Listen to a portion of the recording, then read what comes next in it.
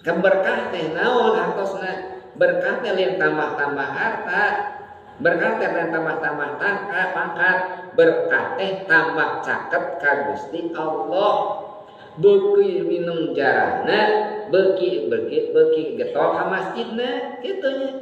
Sidik-sidik mana ieu nu tukang jarah teh di masjid anggar maadang eta, anu qomat eta, anu berjamaah eta keneh we teh robah.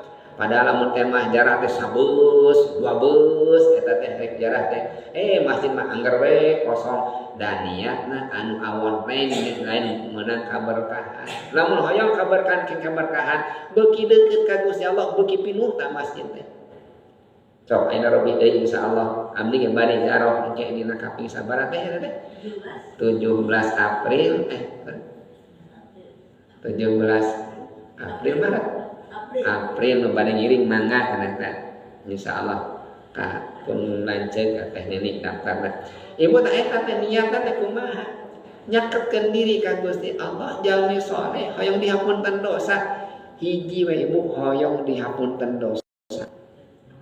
Ibu hanya gaduh hajat lamun geus diampura dosa mana? Tereh diijabahna teh.